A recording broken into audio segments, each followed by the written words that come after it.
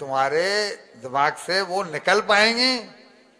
मैंने तुम्हें इसी दिव्य प्रेम का पाठ पढ़ाने के लिए वहां भेजा था। उद्धव जी, मुझ त्रिलोकीनाथ के खजाने में एक जो सबसे अनमोल हीरा है, कोकड़ा जी, भगवान कृष्ण उद्धव जी से कह रहे हैं कि उद्धव जी, मुझ त्रिलोकीनाथ के खजाने में एक जो सबसे अनमोल रत्न है वह है विरह। उसका नाम है विरह। वह विरह रत्न मैं उसी को देता हूं जिससे मैं सबसे ज्यादा लाड़ करता हूं। मैंने जानबूझकर अपनी गोपियों को वह विरह दिया है, क्योंकि उनके निष्काम के प्रेम के बदले यदि मैं उन्हें त्रिभुवन की सारी संपदा दे दूं तो भी उनके लिए वो व्यर्थ है। मैं उनका ऋण त्रिभुवन को गिरवी रख दूं तो भी चुका नहीं पाऊंगा। हे उद्धव, अब आपको समझ में आया होगा कि मेरे आंसू क्यों बहते थे। ये स्थिति भैया जी बड़ी ऊंची स्थिति है। इसको तब तक नहीं समझ पाएंगे जब तक हम ये जान नहीं लेंगे कि ये गोपियां हैं कौन। और प्रथम दिन हमने आपको यही समझाने का प्रयास किया था कि कथा के अंत तक पहुंचते पहुंचते आपके मन से वो कांटा नहीं निकलेगा अगर इनके स्वरूप को समझ नहीं लिया तो। त्रिभुवन को मैं गिरवी रख दूं तो भी उसका मूलधन तो क्या ब्याज भी नहीं चुका सकता। अरे यह प्रेम रोग ही तो एक ऐसा तत्व है जिससे जीव मुझे खरीद सकता है।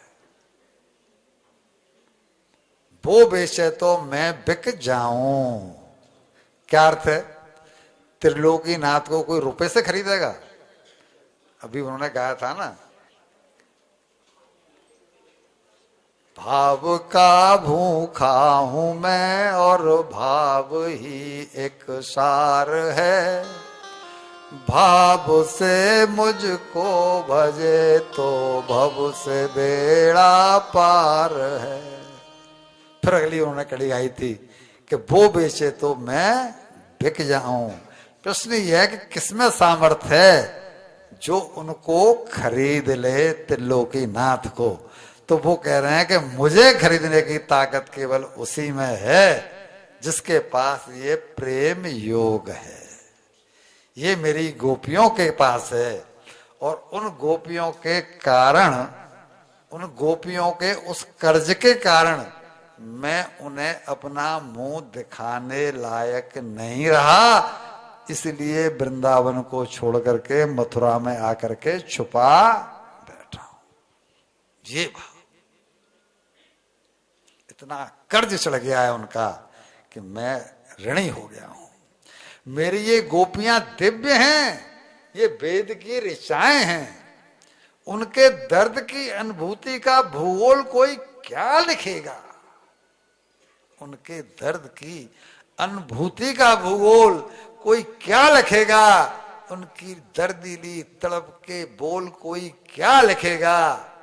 मेरी रास लीला लिखना, मेरी माखन चोरी लिखना, मेरी बाल लीला लिखना बहुत आसान है उद्धव, लेकिन गोपियों के आंसुओं का मोल कोई क्या लिखेगा?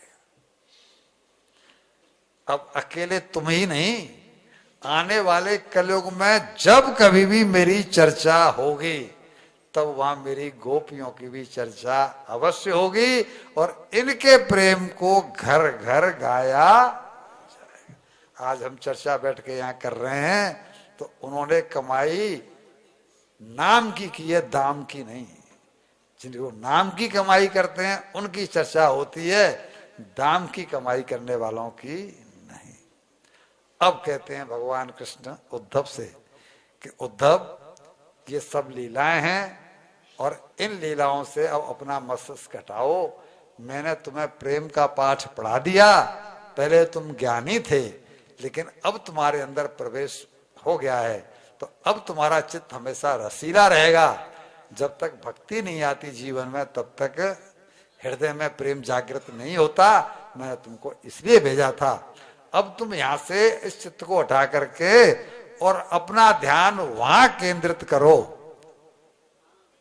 जिससे कि मेरी लीलाएं जो दुष्टों का संहार करने वाली हैं वो अब हम शुरू